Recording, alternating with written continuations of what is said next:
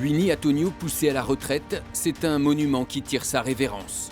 Une figure du Stade Rochelais, soutenue sur les réseaux par son coéquipier Grégory Aldrit. Courage bro, on pense fort à toi. Une référence du rugby mondial saluée par les clubs de top 14 comme Bordeaux-Bègles. L'ensemble de l'UBB Rugby tient à apporter son soutien à Winnie Antonio et au Stade Rochelais dans l'épreuve qu'il traverse actuellement. Honoré aussi par les clubs de Champions Cup à l'image de la province irlandaise du Leinster. Profondément triste d'apprendre la nouvelle de la retraite forcée de Winnie Antonio pour cause de santé. Un joueur formidable et un adversaire formidable. L'annonce de son arrêt à 35 ans est un crève-cœur pour les supporters jaunes et noirs.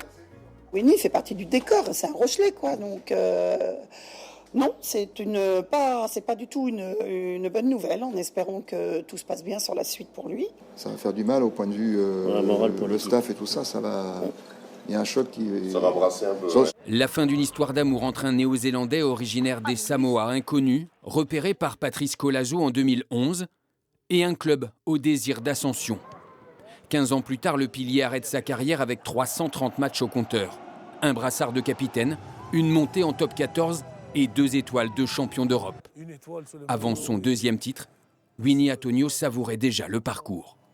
En arrivant en Pro D2, l'objectif c'était de monter en top 14. Et là, quand tu parles de l'objectif de gagner des Champions Cup ou des top 14, c'est magnifique. Le parcours est beau, c'est un club qui mérite, c'est une ville qui mérite. Ses performances en club lui ont ouvert les portes de l'équipe de France. En 68 sélections, il participe à 2 Coupes du Monde, remporte 2 tournois destination dont un grand chelem. Son absence provisoire au rassemblement des Bleus cette semaine sera donc définitive. Le pilier laissera un grand vide.